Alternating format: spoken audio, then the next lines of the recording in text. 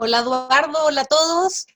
Oye, estoy muy contenta de estar en esta actividad. Ayer fue entretenido, pero tenía otro cariz, una cosa distinta y ahora esto de estar con estos estudiantes que son genuinamente interesados y que les gusta aprender, porque un taller es para aprender. Y yo les voy a confesar que la región de Aysén es mi favorita, en serio. Yo vivo en un lugar precioso. Estoy en cuarentena desde el sábado. Vivo en Valdivia, estoy en mi casa rodeada de selva valdiviana, patos, cisnes de cuello negro, bosque, aves, eh, pájaros carpinteros, etcétera. Así que es muy lindo también. Pero Coyhaique, la región de Aysén, a mí me mata, es mi región favorita porque encuentro que la belleza escénica que tiene no tiene parangón, realmente es la más bella del país. Y Coyhaique uno mira y es cosa de levantar la vista y tú ves y es un paisaje que es realmente precioso y tiene los campos de hielo ahí, es una maravilla. Así que espero volver luego algún día. He estado en los campos de hielo, hay muchísimos glaciares, muchos, muchos, muchos, yo no los conozco todos, por supuesto.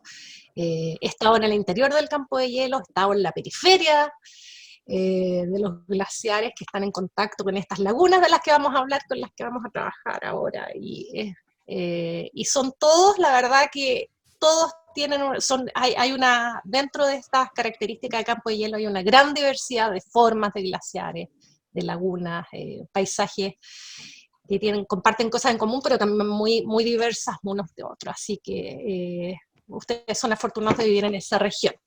Y bueno, pese a que yo trabajo más bien, yo no trabajo tanto en particular sobre el desarrollo de las lagunas, en realidad estoy más preocupada de la evolución y de la situación actual de los glaciares, pero hay un vínculo directo, no hay lagunas proglaciales sin glaciares, y están totalmente relacionados. La evolución, el proceso de los glaciares afecta directamente al desarrollo de estos cuerpos de agua de los que vamos a hablar. Entonces voy a empezar a compartir pantalla para que empecemos a hablar un poquito de este interesante tema. Entonces vamos a compartir. Por favor, me confirman que estoy compartiendo bien. Sí, súper. Súper, ya. Súper bien. Y otra cosa, a ver, espérate, quiero trasladarlo, a ver, no sé si lo puedo trasladar, ya, no, vamos a dejar ahí porque siento que estoy hablando como mirando para otro lado, pero bueno, ya. Pero, sí, es como que estoy mirando, ya, pero voy a procurarme las notas, porque tengo la pantalla ahí.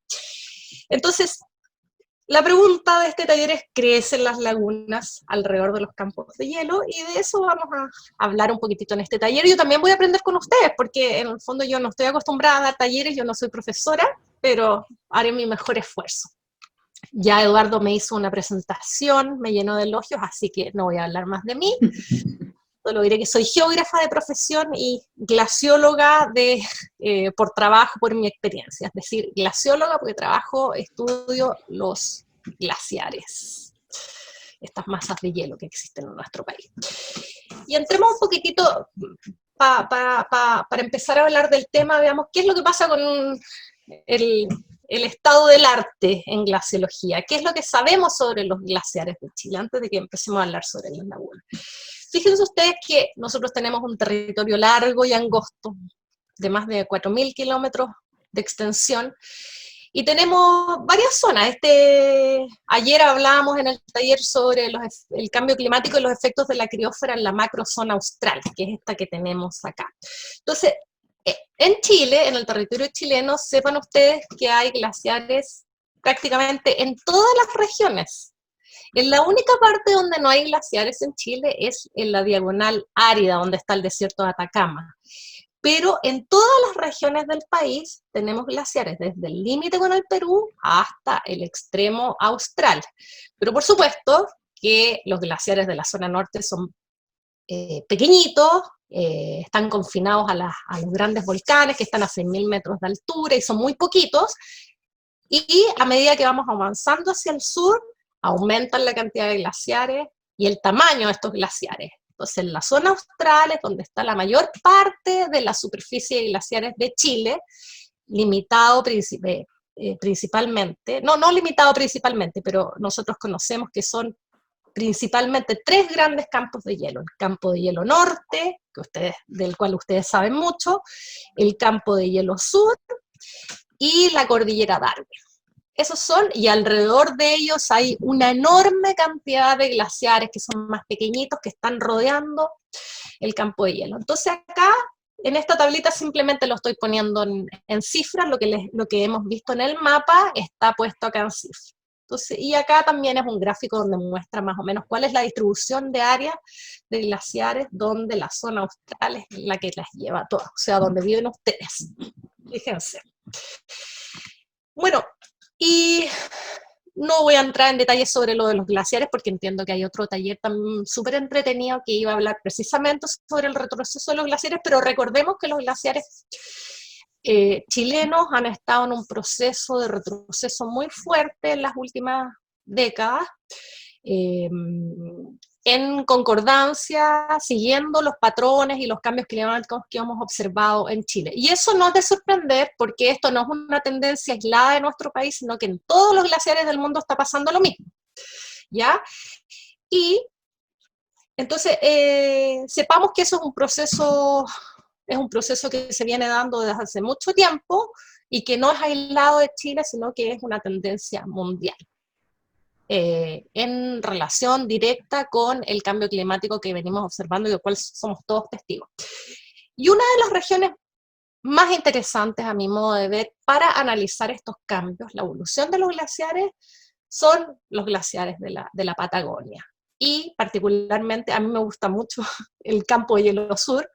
Es una zona muy grande, de 12.000 kilómetros cuadrados, que ocupa una franja muy grande de nuestro territorio, donde tenemos numerosos glaciares. Hay glaciares que tienen varias decenas de kilómetros cuadrados, hasta algunos glaciares que tienen más de 1.000 kilómetros cuadrados de superficie. ¿Se pueden imaginar lo que significa eso? Imagínense, son superficies muy grandes.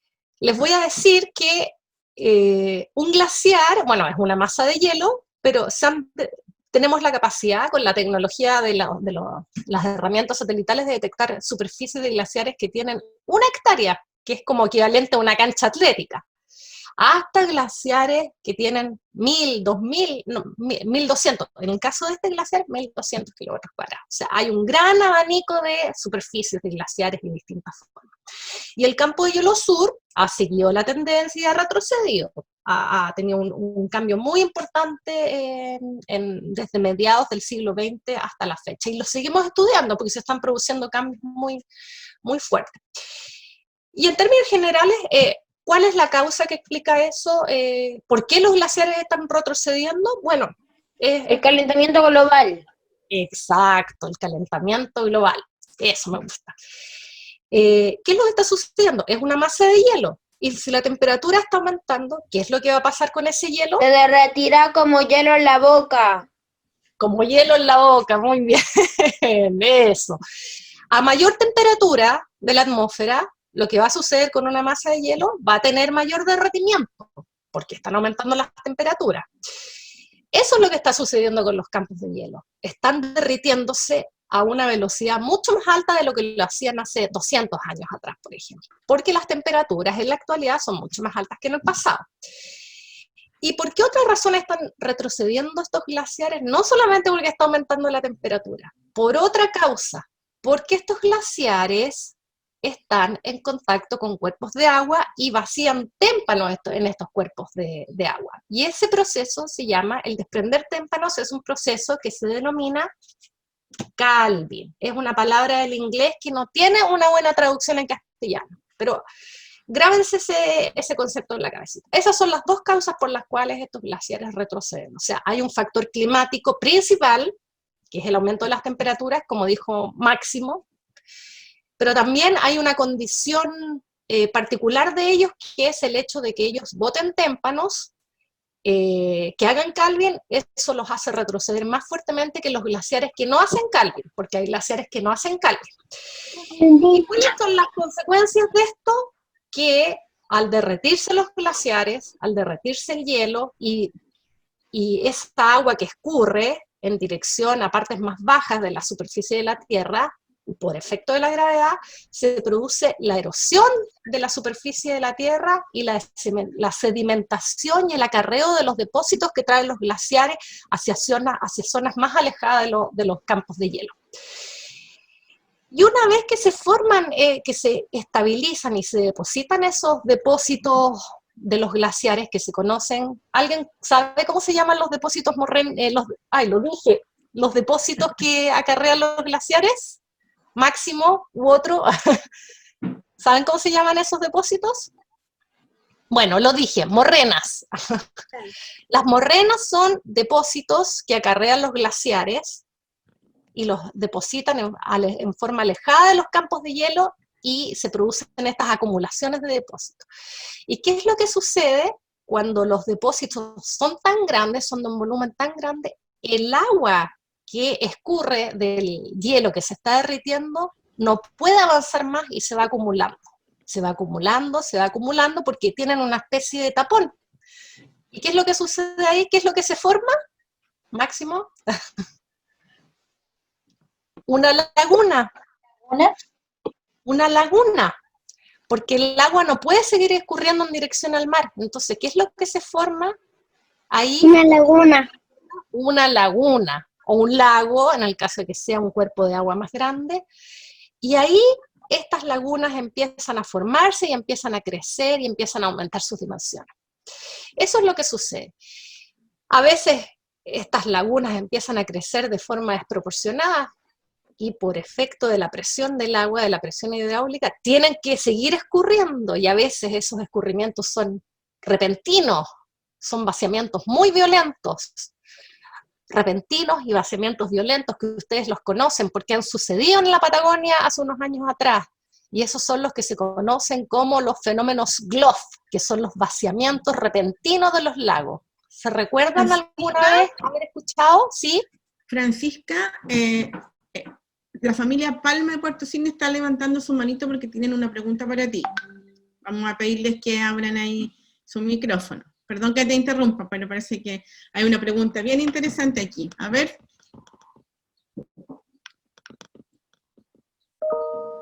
Oh, no sé. Ahí sí. Como en Santiago, cuando llueve demasiado y lleva así como, por ejemplo, piedras, árboles, o se inundar así como las casas, algo parecido. Te escuché. Sí, a ver, tiene ciertas similitudes con lo que yo estaba diciendo, solo que en ese caso es un proceso de deslizamiento de distintos materiales, no solamente agua, y que también son procesos violentos y repentinos, pero no necesariamente tiene que haber ocurrido una formación de una laguna que dé paso a esos deslizamientos y esos flujos rápidos violentos. Muchas veces en la alta cordillera llueve la precipitación porque la temperatura de la atmósfera está tan alta, en vez de nevar, llueve en una zona que está habituada a que le caiga nieve, y cuando llueve sobre esa superficie, inestabiliza el material de las laderas, y como tienen pendientes tan altas, arrastra todo ese material ladera abajo y produce esos procesos. Pero es algo distinto, es un proceso algo distinto a lo que estábamos hablando, pero también es muy interesante. Muchas gracias. Así que, entonces, eso es lo que sucede entonces con el hielo. Y lo vamos a ver en una imagen súper interesante que les tengo aquí a continuación en unas diapositivas más adelante, de cómo estos grandes glaciares y hielos, en la medida que empiezan a retroceder y empiezan a escurrir agua, también acarrean materiales, depósitos morrénicos, a partir de los cuales se empieza a acumular agua y va formando estas lagunas y lagos que son tan bonitos y tan interesantes. Y algunas veces, como les dije, se producen estos vaciamientos de estos lagos repentinos, como sucedió con el lago Cachedó. ¿Recuerdan ese lago? No. Ocurrió el agua, ha pasado hartas veces, ya lleva como 10 veces ese proceso, desde el 2008 hay una seguidilla, Y la última vez que yo vi, la última vez que vi una imagen satelital cerca lo podemos ver en el Google Earth, del lago Cachedó, estaba vacío. No se había rellenado todavía, porque se vacía y se rellena, se vacía y se rellena. Y es parte del mismo proceso. El crecimiento de las lagunas y el vaciamiento de las lagunas es parte de un mismo proceso, que es una respuesta de los hielos al cambio climático, al derretimiento. Entonces, es una zona muy... La verdad es que los campos de hielo norte y sur son un verdadero laboratorio científico al aire libre, porque nos enseñan muchas cosas. La verdad es que son unos centinelas del cambio climático, porque tienen una respuesta muy directa a los cambios que está teniendo la atmósfera, el aumento de la temperatura. Las precipitaciones no es tan claro, ahí es algo distinto, incluso en la zona del campo de hielo, en el interior, hay algunas zonas más bien donde ha tendido a aumentar la precipitación, la caída de nieve, pero los procesos en las partes bajas de los glaciares son tan fuertes, el aumento de las temperaturas es tan fuerte, el derretimiento, que eso no alcanza a compensar los procesos de derretimiento tan fuertes que están sucediendo en las partes bajas. Así que acá hay una serie de imágenes con los que los quiero inspirar, sencillamente decir, donde hay glaciares, hay agua.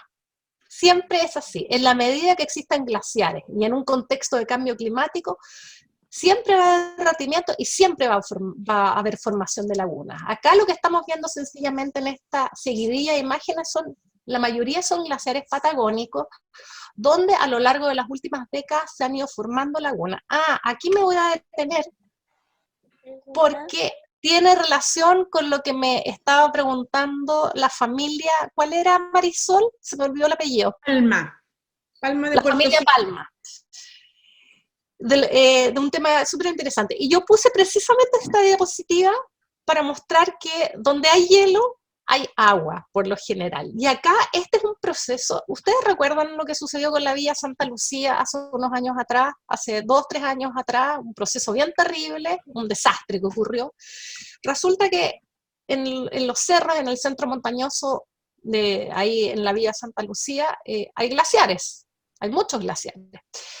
Y resulta que una ladera precisamente se desestabilizó porque las temperaturas en ese verano fueron tan altas que la precipitación que habitualmente ahí caía en forma de nieve, cayó en forma de lluvia. Y esa lluvia empezó a penetrar en esa ladera inestable. Y llegó un punto en que la precipitación lluviosa fue tan alta que logró hacer que cayera material, esa ladera se desprendiera material, y generó una gran cantidad de material acumulado en la parte alta de uno de los glaciares que está sobre esa zona, y ahí se empezó a acumular agua en forma superficial, pero no era que el glaciar en sí mismo se estuviera derritiendo y generando esta laguna, sino que había precipitación lluviosa, cayó este material y se formó una laguna en forma transitoria, digamos. Y la presión hidráulica fue tan alta que llegó un punto en que esa laguna ya sencillamente no aguantó más y colapsó y empezó a generar flujos de materiales ladera abajo con una violencia espantosa que llegó a la Villa Santa Lucía. Entonces, ese es un proceso también que está asociado a cambio climático, que no es exactamente de lo que estábamos hablando de las lagunas proglaciales, pero sí es un proceso que está asociado a procesos vinculados con cambio climático y en un periodo muy corto de tiempo. Así que, bien terrible. Entonces, en Patagonia tenemos muchísimas de estas lagunas y lagos que están en contacto con glaciares. Y estos glaciares fluyen. Miren, acá están viendo, esta imagen es bien interesante y voy a confesar algo. Este es un glaciar que no llega a una laguna, llega a un fiordo, ¿ya? Los fiordos están en contacto con el océano. Este es el glaciar Jorge Montt, pero lo pongo sencillamente para que vean ustedes cuál es la relación entre un glaciar y un cuerpo de agua. Para efectos de lo que queremos analizar es lo mismo. Y acá vemos un glaciar que está fluyendo continuamente por acción de la gravedad hacia un cuerpo de agua, y en la medida que entra en contacto con el agua empieza a desprender muchos témpanos. Y ese proceso hace que se derrita, y que los témpanos que que vacía a este cuerpo de agua ya no se recuperan. Y genera estos témpanos que se van derritiendo progresivamente, que se van incorporando a una masa, a un cuerpo de agua. ¿Ya? Entonces, aunque sea un fiordo, da lo mismo, porque para efectos de lo que estamos analizando es igual. En un lago sucede lo mismo. Llega un glaciar a un lago que ya se está formando, empieza a vaciar témpanos, y esos témpanos se derriten, y el cuerpo de agua empieza a aumentar de volumen. Francisca, ¿Sí? tenemos una pregunta aquí en el chat de Ignacia, para que no se nos vaya. Todo oído. ¿Cuál es la diferencia entre una laguna y un lago? Sí, es ya una cosa no semántica, pero hay una diferenciación en un diccionario de geografía. Te podría decir que básicamente tiene que ver con hay diferentes criterios, pero básicamente tiene que ver con las dimensiones. Una laguna incluso puede ser un cuerpo pequeño, y un lago ya es un cuerpo de agua mucho mayor cuyas fluctuaciones interanuales son poco significativas para el tamaño de ese cuerpo de agua. Perfecto. Gracias. Seguimos. Y acá tenemos otro glaciar que llega a un cuerpo de agua, un lago. Fíjense usted, este es el glaciar Pío XI, y es bien interesante, también está en el campo de hielo sur, y es un glaciar bien simpático porque no retrocede, sino que avanza, al contrario de el resto de los glaciares vecinos. Este lo mostré ayer en el taller. A mí siempre me ha gustado este glaciar porque es muy interesante, porque rompe con toda la tendencia. Y lo que me interesa ver, pero el retroceso de los glaciares no lo vamos a analizar en detalle acá, pero lo que me interesa mostrarles es que fue tal el nivel de avance de este glaciar que antiguamente acá había un fiordo, y producto del avance del glaciar, este glaciar embalsó el fiordo y terminó formándose un lago que incluso fue aumentando de tamaño producto del avance del glaciar. ¿Ven? Todo lo contrario. O sea, el tema es bien interesante, porque uno podría pensar que solamente por efecto del retroceso de un glaciar y su derretimiento, la laguna o el lago que está en contacto con ese glaciar va a aumentar de tamaño, y no siempre es así. Este glaciar Pío XI nos está mostrando todo lo contrario. El glaciar avanzó, embalsó un cuerpo de agua que originalmente era un fiordo, ¿ya? Búsquelo en un diccionario, fiordo, lo embalsó, lo taponeó, y este lago empezó a aumentar de tamaño, el lago Grebe. Es bien interesante este glaciar. Y bueno, acá un poquito de historia de largo plazo. Nosotros vemos, acá tenemos algo bien interesante, que es el casquete de hielo de la Patagonia, que existía hace 35.000 años. ¿Ustedes alguna vez se han explicado por qué nuestro territorio chileno es como es? ¿Alguien quiere decir algo al respecto? ¿Por qué tenemos un territorio, por qué la macrozona austral de Chile es un territorio desmembrado, lleno de islas, fiordos y canales, y lagos, ¿Alguien quiere decir algo? ¿Alguien quiere aventurarse? ¿Por los glaciares? Exacto. Pero no cualquier glaciar, sino que un solo gran glaciar gigantesco que existió hace 35.000 años, y que es el que ustedes ven aquí. Se lo presento. Este es el casquete de hielo que existía en la Patagonia hace 35.000 años atrás. ¿Se pueden imaginar cuánto tiempo ha pasado? Era una enorme masa de hielo que cubría todo este territorio, por eso lo puse con transparencia para que pudieran apreciarlo. Todo lo que está ahí en color celestito claro era este casquete de hielo, que tenía una extensión de unos 3.000 kilómetros de extensión de norte a sur, y abarcaba todo el territorio chileno en esa franja latitudinal, atravesaba Argentina, lo que es ahora Argentina, y por la parte sur, básicamente desde aquí, desde los 40, 42 grados de latitud sur hasta el extremo austral, cubría todo el territorio, es decir, que todo estaba cubierto por un hielo. O sea, todas las ciudades en las que vivimos nosotros, Valdivia, los coyhaiquinos, los magallánicos, todo ese territorio estaba cubierto por una gran masa de hielo, que no era nada pequeñita, nada livianita. Se pueden imaginar la fuerza, la presión de esa enorme masa de hielo, de enorme, enorme, enorme la cantidad, el poder de erosionar y sedimentar la superficie de la Tierra, gigantesco, gigantesco, enorme, enorme. El espesor de hielo de esa capa era enorme, eran como 2000 metros más o menos, desde la superficie hasta el fondo.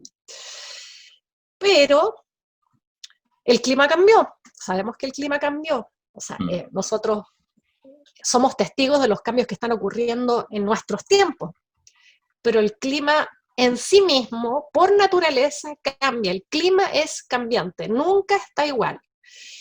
Y desde 35.000 años a la fecha, hubo cambios climáticos muy, muy, muy importantes que hicieron que este casquete de hielo no permaneciera como está ahí.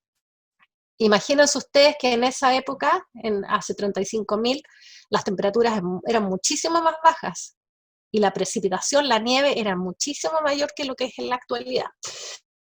Entonces, a lo largo del tiempo, con diferentes pulsos, no quiero hacer notar de que ha sido un proceso gradual lineal, sino que entre medio hay periodos en que disminuía la temperatura, nevaba más, pero como término general, desde los 35.000 años a la fecha, se empezaron a producir esta reducción del casquete de hielo patagónico, hasta el presente, que nos deja como herencia, digamos, la herencia de este casquete de hielo es este territorio desmembrado, con islas, fiordos y canales, y múltiples lagos que ustedes ven a lo largo de la cordillera, y nuestros grandes volcanes. Ahí tenemos como referencia las ciudades principales. ¿Y cuáles son los remanentes principales de este casquete patagónico? Adivinen. Campo de hielo norte, campo de hielo sur y la cordillera Darwin. Pueden imaginarse, yo el campo de hielo norte-sur lo encuentro gigantesco, gigantesco. Pero es un hijo pequeño de lo que era el casquete de hielo patagónico, o sea, no es realmente un pedacito, bueno, es el pedazo más grande, pero estos grandes campos de hielo realmente son los herederos pequeñitos de lo que era el gran manto de hielo que cubría nuestro territorio, la colita austral de Sudamérica, ya en Patagonia. Y acá me quiero detener por un sesgo de la región en la que vivo. Acá tenemos la región de los lagos, y quiero mostrarles con esta simbología, ¿pueden ver bien este mapa? Para que lo comprendamos bien. Este mapa lo que está mostrando es la herencia del casquete de hielo patagónico.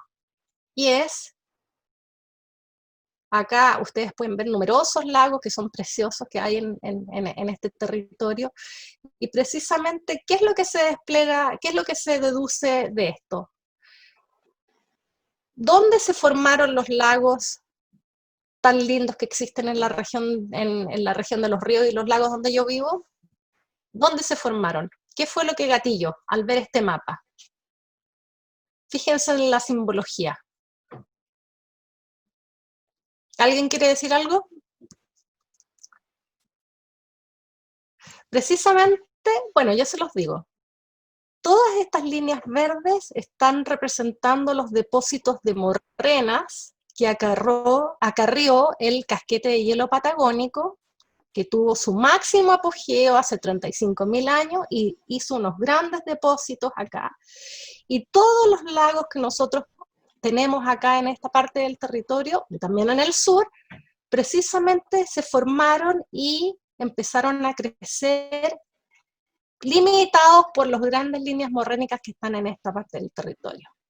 Si ustedes viajan a esta zona del país, por ejemplo, ahí en el lago Yanquihue, en el lago Ranco, ustedes con un ojo de lince van a observar, van a poder tener la capacidad de observar estas líneas morrénicas, así a la distancia, con binoculares, y van a ver unos grandes montículos. Esas son las morrenas del casquete de hielo de la Patagonia, y todos los grandes lagos que hay en el territorio chileno se han formado al oriente de esas líneas morrénicas. Y aquí, qué mejor ejemplo. Entonces, esto es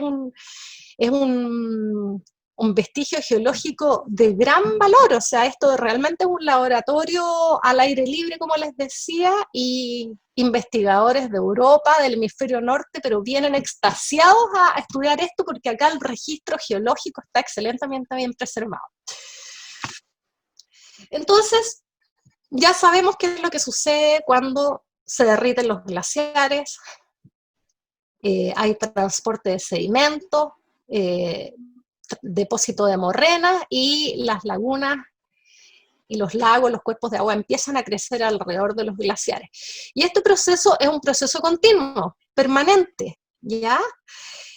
En la actualidad, producto de los cambios que estamos observando en el clima, los glaciares se están derritiendo a una tasa mucho más alta que lo que lo hacían hace 100 años atrás.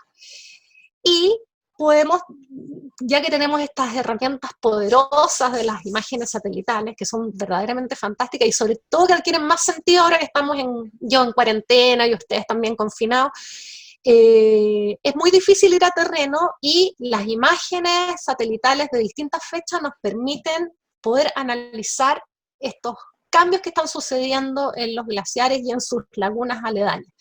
Entonces, el objetivo de este taller, luego de esta introducción, es que nos aventuremos un poquitito con Google Earth Pro para que intentemos ver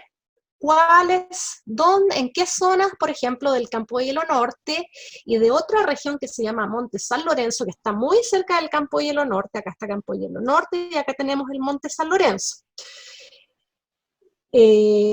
¿En qué zonas nosotros podemos detectar que se han producido cambios en las lagunitas que están alrededor del campo de hielo o del Monte San Lorenzo? Y para eso, en Google Earth Pro, entonces vamos a abrir Google Earth Pro y vamos viendo. Es una buena herramienta porque ahí en algunas zonas podemos tener 2 o 3 imágenes separadas. Por ejemplo, hay algunas imágenes que son de mediados de los años 80, y si la podemos comparar con una imagen más reciente del 2015, 2016 o 2018, podemos ver si han crecido alguna laguna, algún cambio significativo que se haya observado producto del derretimiento de los glaciares. ¿Les parece? Entonces, a ver si nos empezamos a organizar y que... Gracias, Francisca. Entonces, yo lo que voy a hacer es, voy a dejar de compartir el PowerPoint y voy a abrir el Google Earth Pro, Sí. y tengamos tiempo para que todos vayamos abriéndolo y vayamos trabajando en el Google Earth Pro. Disculpen, espérense, tengo que avanzar una diapositiva porque, Eduardo, estas instrucciones a lo mejor, no sé si las podríamos copiar y pegar, cosa que las tengamos presentes. Perfecto. Sí. Y vamos a hacer esto, digamos, a ver, ¿tú tienes cómo copiarlo y pegarlo, no? Sí, Eduardo, ¿puedes pegarlas en el chat? Las instrucciones para que queden en el chat para todos. Sí. Yo lo voy a entregar en el chat en minutitos. Ya. Y Francisca, para dar tiempo para que todos puedan cargar Google Pro en sus computadores, quizás démonos unos 2 minutitos para que todos puedan como descargar, sí, claro. y tú puedas respirar también después de este espacio, y tú también puedas cargar, y la idea es que tú vayas mostrando el paso a paso para que todos puedan irte siguiendo. Ya. Perfecto. Así que nos damos 2 minutos y empezamos a poner la manito para arriba cuando estemos listos, los que puedan hacer, para que nosotros tengamos también una idea de que ya podemos partir con la segunda parte.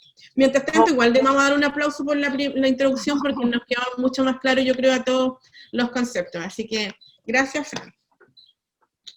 Nosotros tenemos por acá una pregunta. Ya. Se le ha levantado la manito. Nosotros vivimos en Ibáñez y estamos hablando del lago, y nos surgió la duda acerca de la desembocadura del lago, porque el lago llega al mar de alguna manera igual, ¿o no? Primero que todo, ¿y dónde desemboca el lago General Carrera? La pregunta, Francisca, ¿pudiste escuchar? Francisca parece que está, no sé si está respondiendo. Francisca. Perdón, es que estaba silenciada, disculpa. Ah, vale. Sí, escuché tu pregunta. Sí, efectivamente, pero no me acuerdo en este minuto, para serte sincera no me acuerdo, pero te lo voy a averiguar, te lo voy a contestar. Pero sí, muy bien. Es una zona preciosa de Río Ibañez, de hecho estoy trabajando en una zona ahí, me estoy interiorizando en la zona del Valle de Río Miller, que es preciosa. ¿Tú estás cercana al Valle de Río Miller? Tortel. No sé, no sabemos dónde está el río Miller. Ah, ya. No, es En un realidad. río que desemboca en el lago Carrera. Pero bueno, es otro tema. Pero te lo voy a averiguar porque no me acuerdo en realidad dónde desemboca. Francisca, tenemos otra pregunta de Cristian, que está Aravena, que también está levantando su manito. Aprovechamos este espacio igual para que puedas a lo mejor responder su pregunta. Cristian. No es una pregunta, sino que yo pienso donde desemboca, es en Tortel. Voy abajo en Tortel. ¿No te escuché qué? Ah, dice que desemboca en Carrera Tortel, desemboca en Tortel. Ah, por el Báquer. Por el baque, sí. bien. Yo tengo una duda. Era adelante cuando presentó como, no me acuerdo qué parte era, pero fue cuando en el paso de los años después fue mostrando como el glaciar se iba como saliendo y iban quedando como estas tres partes, no me acuerdo muy bien cómo se llamaban. Estaban como al final de las diapositivas. ¿Es posible que por algún efecto del cambio climático estas zonas se vuelvan como que vuelvan a aparecer los glaciares? A ver, no sé si te entiendo muy bien la pregunta, pero Es que estaba en un poco, no sé si lo puede como mostrar de nuevo, como para ¿sí? explicarme mejor. Estaba al final. A ver, creo que esta es la... A ver. Es la pregunta que tenías en el chat, Andrés, que Sí, dice... es la pregunta que tenía en el chat. Ya. A ver, voy a ver el Yo chat. te la leo, Francisca, para que... Déjame buscártela. Dice, ¿es posible que por algún efecto de cambio climático pudiese ser posible que esas macroestructuras de hielo pudieran crecer como el campo de hielo norte o sur con el tiempo? ¿Pero qué macroestructuras? Esa, por ejemplo, es que cuando mostrabas, mira, es la otra, la siguiente, la de abajito, la otra, esa. Con el paso del tiempo se supone que esa gran parte de allí, como lo que está en celeste, que es este gran glaciar, no sé cómo llamarlo. El casquete patagónico, ¿sí? Eso, ese gran casquete con el paso del tiempo se fue derritiendo y quedaron esas tres partes que son este glaciar de hielo norte, el sur y la parte de abajito. Sí. Ya, es posible que con el paso del tiempo, producto del mismo cambio climático, esto se pueda como volver a formar el casquete o otras estructuras que sean más grandes en hielo. Ya, ahora entiendo. Porque yo tengo entendido, por ejemplo, de que el calentamiento global va derritiendo como estas mismas zonas. Y también, y pasa lo mismo, por ejemplo, con la Antártica, que también se va derritiendo los hielos, pero por ejemplo con esta estructura del casquete, si es que el cambio climático en muchos más años, por ejemplo, fuese a volver a repoblar este mismo lugar. O quizás otras zonas también, no solamente de la parte de Chile, sino que también se podrían como derivar a otras partes de Argentina, por ejemplo, no sé. No sé si eso puede ser Bueno, posible. claro, esto es parte de un ciclo geológico largo, digamos. Entonces, y los ciclos de las glaciaciones, bueno, que están cronologizados, se han formado, por lo menos en el Cuaternario, fueron 4 glaciaciones. Y este es el vestigio de la última glaciación. Y son ciclos, se supone que están asociados a ciclos orbitales de Milankovitch, relacionados con la excentricidad de la órbita, con la oblicuidad de la órbita y con varios parámetros, o sea, que son como de largo plazo.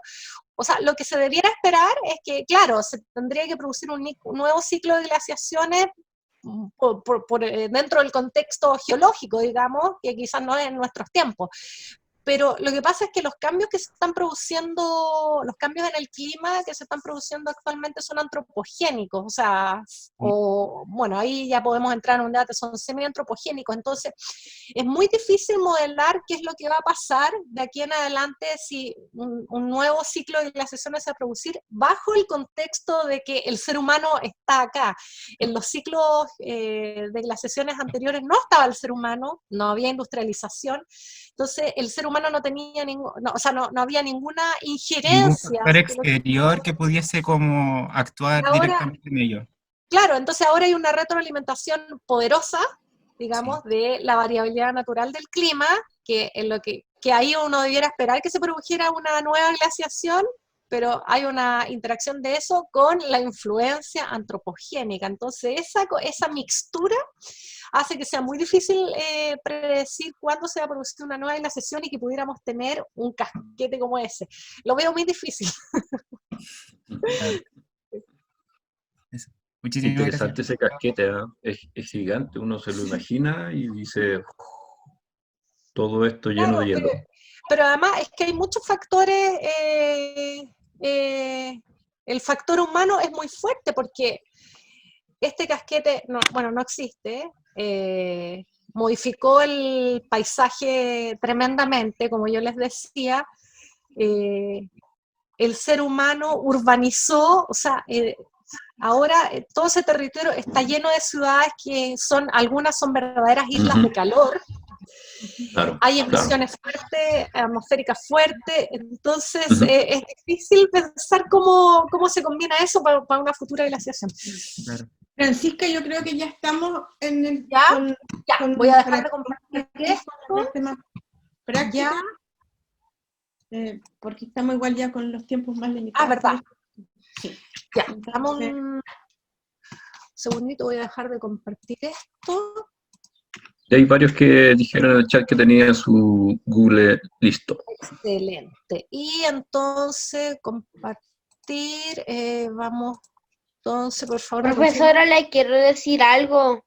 Dime nomás. ¿A mí? Antes, cuando usted dijo que íbamos a utilizar el Google Chart, puse a buscar Coyhaique. ¿Ya? Mi Coyhaique acá. Y le quiero contar algo gracioso. ¿Ya?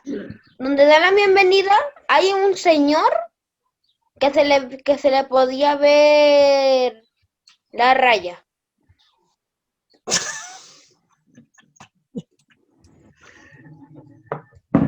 Ya. Ok, Bueno. entonces estoy compartiendo bien la pantalla, ¿cierto? Sí. Entonces, me voy a alejar un poquito sencillamente para que nos ubiquemos. Tenemos el campo hielo norte y acá tenemos, vámonos al Monte San Lorenzo, que es uno de mis favoritos. Nos vamos a acercar con el zoom, con la manito, todos acá, al Monte San Lorenzo. Nuestra casa está cerca de Cochrane y no se pueden ubicar. Sí. Si tienen ahí, a lo mejor les puede indicar Cochrane, la ciudad. Abajito Cochrane lo pueden pillar. ¿Verdad? Cochrane, sí, Cochrane. Yo he ido a Cochrane. ¿Sí? ¿Pero se pudieron ubicar en el mapa? No sé. ¿Alguien, Máximo, tú? ¿Tienes abierto el Google Earth? Sí, ya lo tengo abierto como hace 15 minutos. Ya. ¿Pero y te pudiste acercar al Monte San Lorenzo? ¿Qué pongo en el...? ¿Qué pongo? Mira, incluso podemos hacer esto. En buscar. ¿Sí? Sí, ahí aparece. Ahí aparece rápido. ¿Ponemos Sí. qué? Monte San Lorenzo. Sí, así tal cual. San Lorenzo. San Lorenzo. Ya, me voy a alejar un poquito. ¿De Argentina? Es que está en la frontera de Chile con Argentina. Buscar. Ya. Estamos en el Monte San Lorenzo. Espere.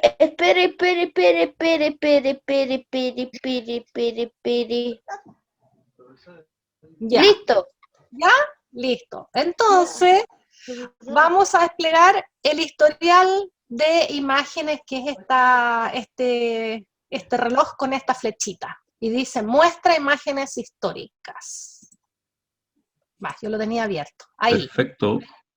Ya. Yo ya lo apreté. Y lo que vamos a hacer es, nos vamos a ir en el tiempo y no hay imágenes antiguas en todos los lados del Monte San Lorenzo, pero vamos a irnos atrás de tal manera de buscar si encontramos alguna imagen antigua de alguno de estos lagos. Por ejemplo, este lago que acá tenemos un glaciar que baja del Monte San Lorenzo y tenemos una laguna.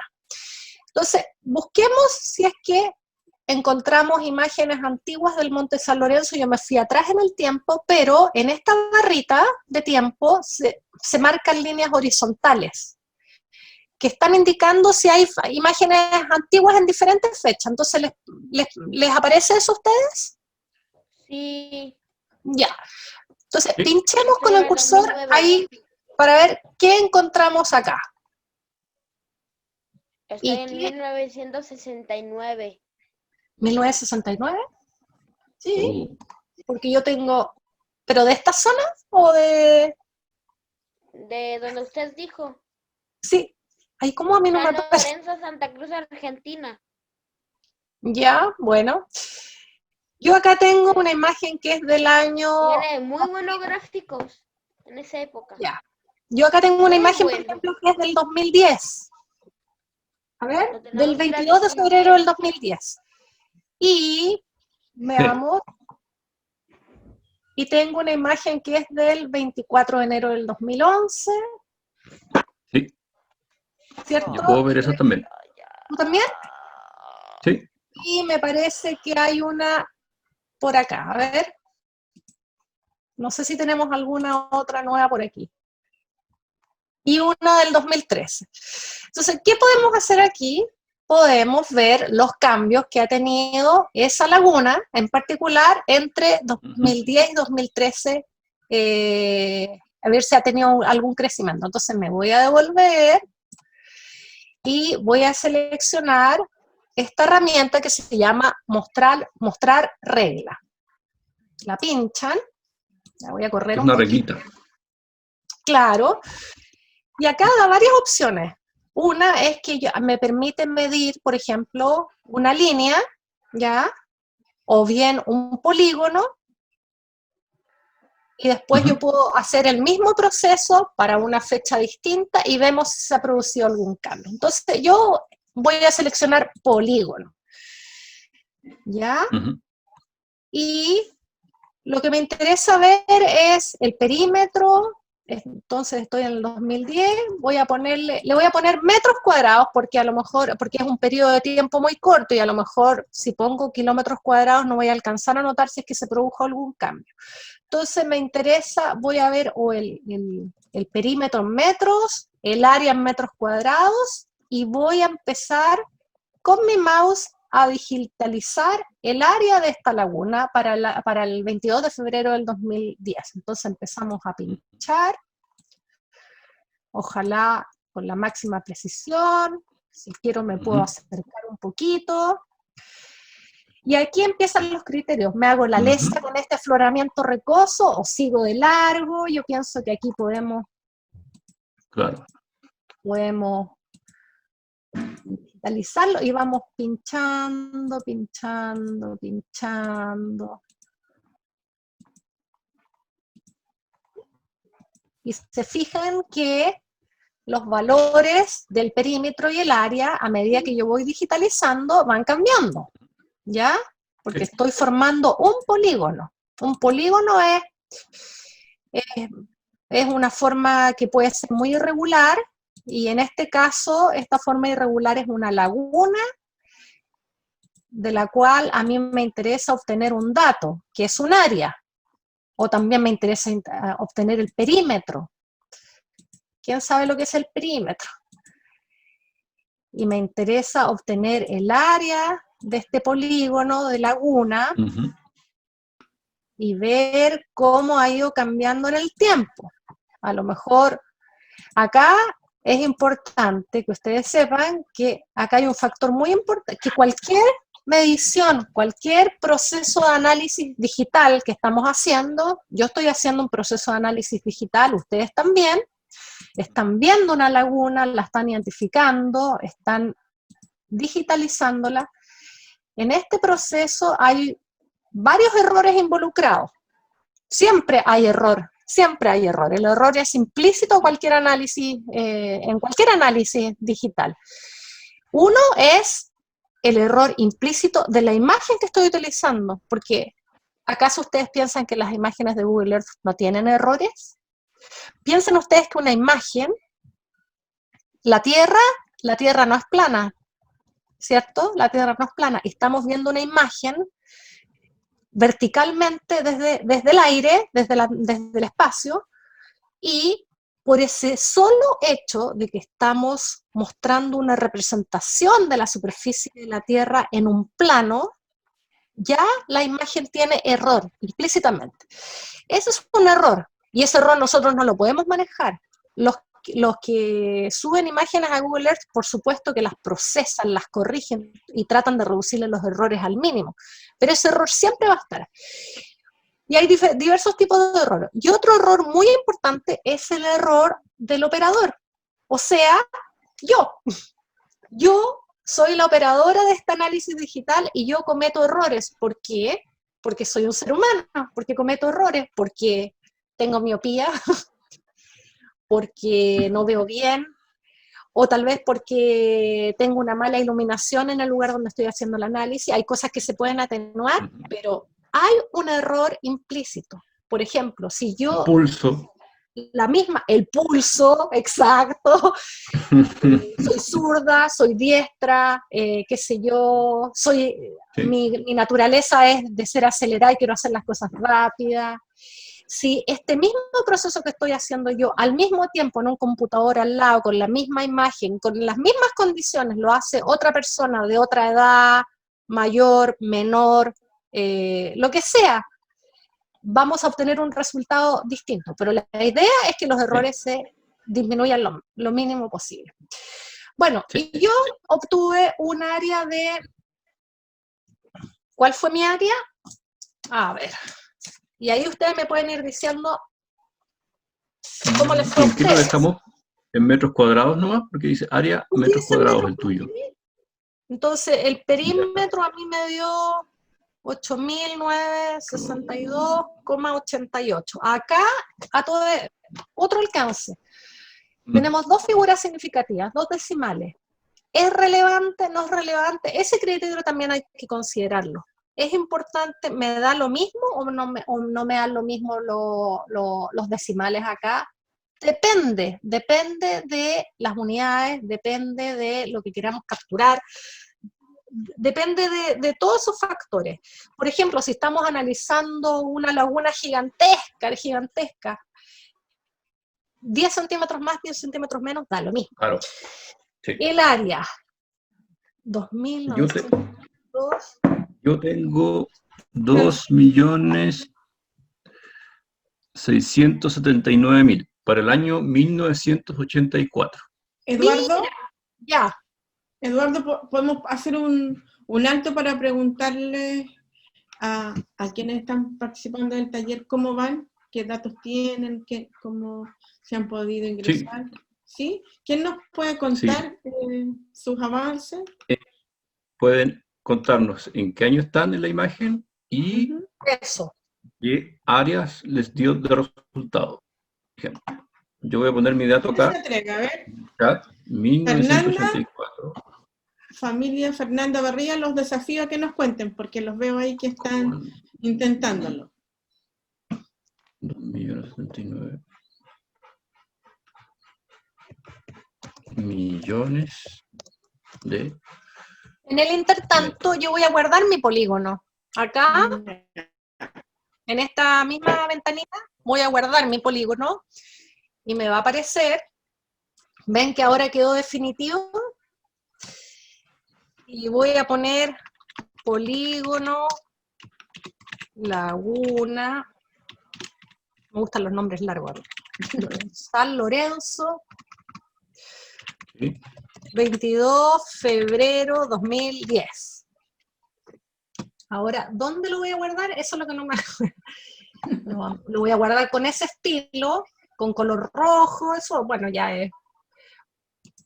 No tengo ningún otro dato. Y voy a guardarlo. Ah, ya.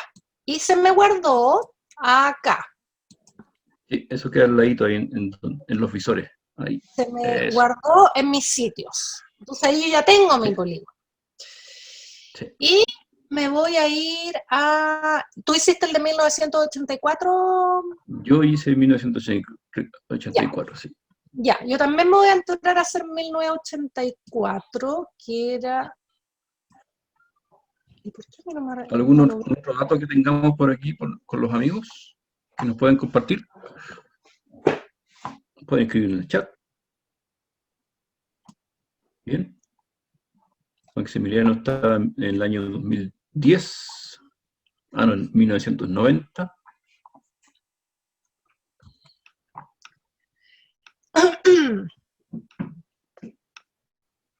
La familia Palma Cisne está en el año 2010 también.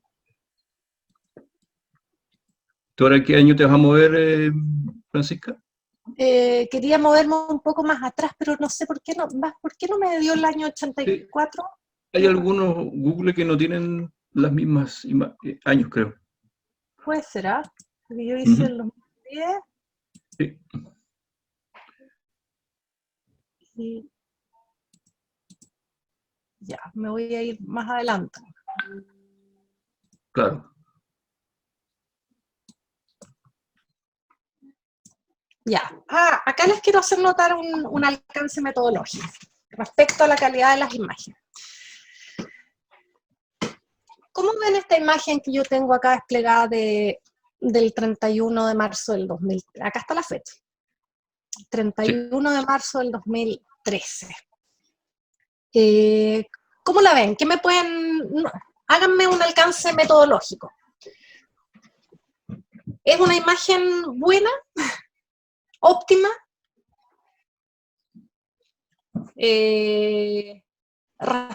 Respecto a la anterior que yo había realizado, las condiciones de luminosidad, nubosidad me parece que no hay, pero la luz, ¿cómo la ven? Abrir su Parece micrófono. que se ve un poco... comentarlo. ¿Qué diferencia hay? Más opaca, ¿o no? Cristian estaba levantando la mano, parece. Ah, ya. Cristian y Amaru.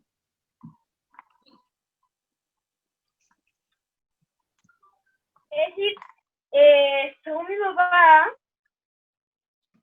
la laguna que la tía había dicho San Lorenzo es la laguna Cayuqueo. Cayuqueo, sí, es la laguna Cayuqueo, claro, viene del monte San Lorenzo y la laguna se llama Cayuqueo, sí. Perfecto. La familia Palma, Eduardo de Puerto Cisne, igual estaban haciendo... Familia Palma, ¿están por ahí?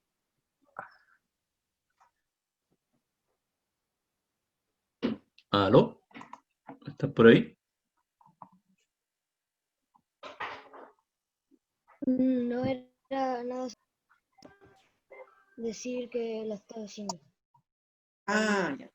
Ah, ya, perfecto, perfecto. Ya. Sí, Francisco, te íbamos a comentar que la diferencia es como, claro, esta, como es más, al parecer, moderna, tiene mayor año, es poco más clara. Pareciera que se ve mucho más claro, todo más nítido. De acuerdo, pero también hay otra cosa que es limitante.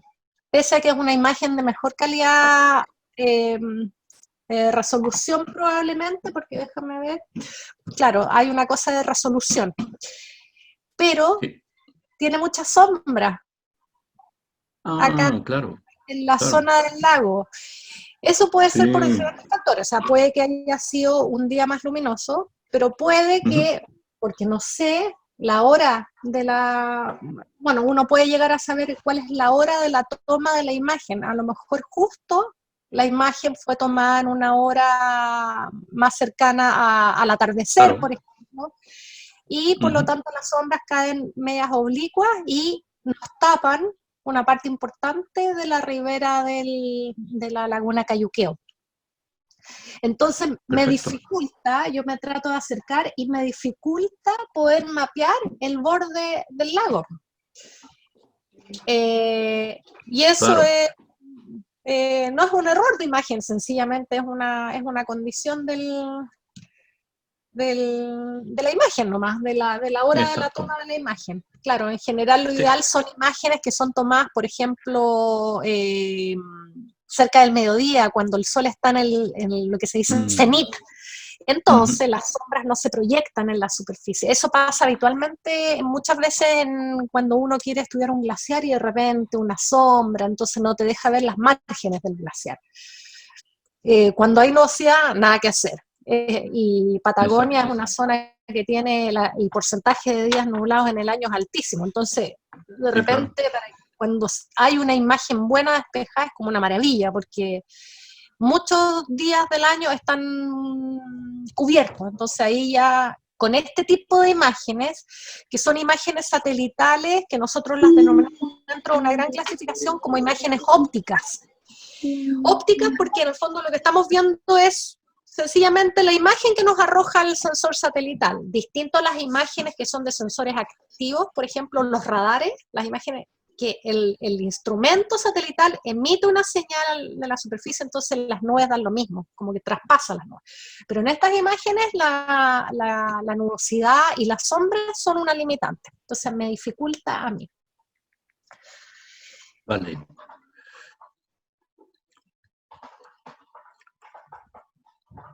¿Vas a fotointerpretar la segunda imagen para Sí, yo voy a interpretar. Francisca? Sí, voy Para que a... comparemos y Vamos a comparar, eso. Sí, voy a interpretar la segunda, vamos a ver cómo... Voy a vayamos sacar... haciendo las últimas interpretaciones ya. Uy, para sí, ya. Descripción. Entonces voy a hacer ahora polígono, lo mismo, y me voy a ir al 2013. Vamos a ver cómo me da, pero tengo esta... Me voy a acercar un poco más. A ver. Yo tengo esa misma. Esta es del 2013. 2013, Ahora, sí. claro, por efecto de ser sistemática, yo voy a tomar ese afloramiento rocoso. Podría haber sido no, pero no desde un principio. Pero como ya lo hice... Sí.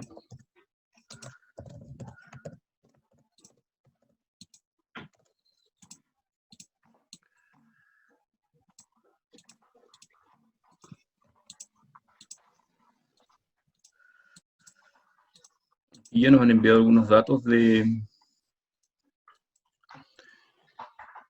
los amigos que han podido hacerlo. Maximiliano dice que para el año 1990, en metros cuadrados, 9.390.000 metros cuadrados.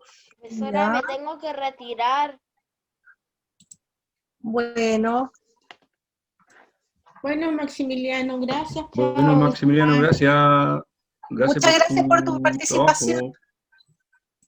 Lo hiciste súper bien.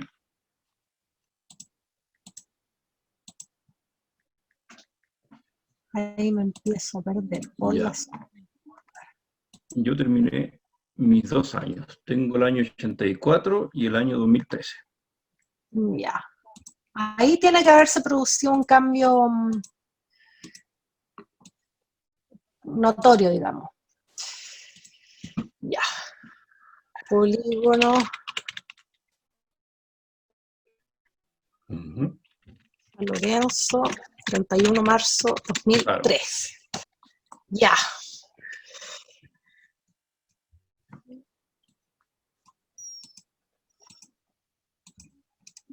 Y ahí se pueden ver los dos. Cuando uno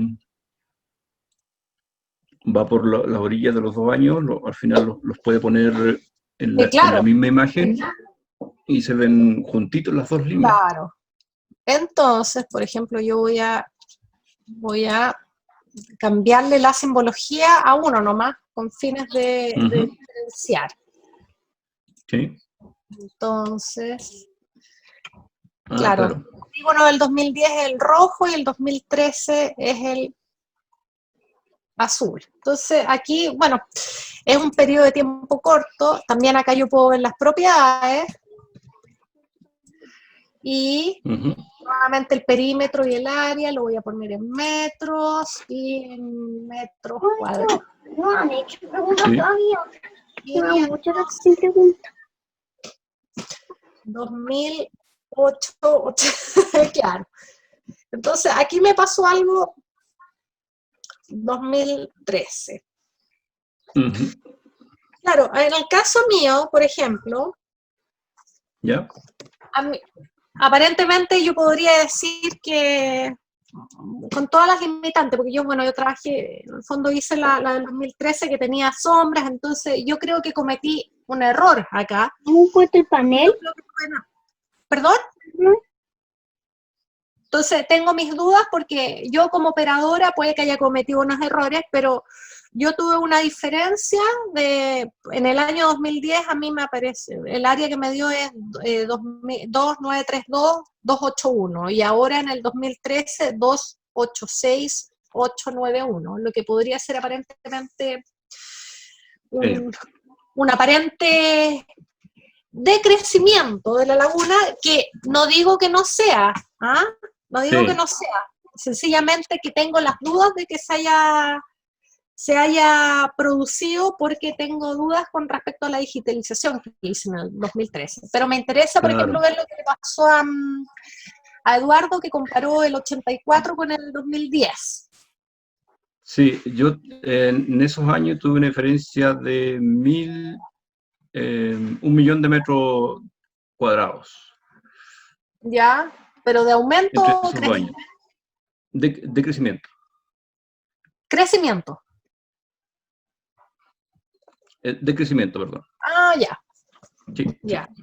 Bueno, eso Sí. me parece más acorde. Entonces, Perfecto. fíjense como el proceso que en realidad uno debiera esperar, porque estamos hablando de efectivamente un periodo de tiempo desde el 84 al 2010, que son prácticamente 20 años, digamos. Entonces, en que es un proceso suficientemente largo. Entonces, eso es otra cosa también, el rango de tiempo. Yo analicé, por ejemplo, 3 años. A lo mejor para la escala de trabajo que estamos ocupando, 3 años es muy poco, que a lo mejor los cambios que se pueden estar produciendo, no son suficientemente significativos para que uno los pueda apreciar en una imagen satelital con la escala de trabajo con la que tú estás trabajando, digamos. En cambio, en este proceso más largo en que tú tomaste 84-2010, hay un rango de tiempo más grande y se aprecia el cambio, en el fondo un cambio significativo. Así es. Entonces, es como jugar un poco con eso. Así es. Francisca, queda poquito para las 1. Así que vamos a tratar de ir cerrando ya, porque algunas personas tienen que retirarse. Así que te pediría. Sí. Quedan 4 minutos. Vamos a agradecerte, Francisca. La verdad que el uso de esta herramienta en estos tiempos es súper útil para observar estos cambios. Hay algunos detallitos que podemos explicar en otro taller, en otras ocasiones. Es un ejercicio muy, muy sencillo que nos explica fenómenos grandes. O sea, solamente fotointerpretando de manera muy sencilla con los pasos que tú nos diste y comparando diferentes años en las lagunas alrededor de Campo de Hielo, podemos tener esa imagen. ¿Por qué cambian las lagunas? A lo mejor, claro, el glaciar está retrocediendo, el planeta tiene problemas de calentamiento, entonces me gustaría que puedas dar unas palabras finales, Francisca, para Sí, claro. Miren, comentarles más que nada, voy a ampliar un poquito el mapa. Que, De hecho, a ver, cosas importantes respecto a las lagunas, que a lo mejor se quedaron en el tintero. Primero, así como nosotros estudiamos los glaciares, cuánto retroceden y cuánto adelgazan, y son unos centinelas del cambio climático, las lagunas también, y están vinculadas, por supuesto, a los glaciares. Sí. Pero otra cosa es que, ¿por qué es importante preocuparse de las lagunas? No solamente porque sean un buen indicador climático, sino porque en algunos casos pueden constituir elementos de riesgo. No conocer la evolución de las lagunas es un poco riesgoso en algunas zonas donde eventualmente las lagunas, el crecimiento desmedido de las lagunas puede desencadenar procesos que ponen en riesgo la infraestructura y la vida humana en algunas zonas poblacionales que viven en torno a lagunas. Hay muchos casos, pero hay varios casos, por ejemplo, en Perú en particular, los peruanos, la Cordillera Blanca del Perú, que es una zona preciosa, todas las poblaciones aledañas, el departamento de Huaraz, están muy preocupados del desarrollo de las lagunas porque se han producido eventos que han sido catastróficos, con crecidas grandes y que han generado movimientos de aguas muy, muy violentos hacia las poblaciones.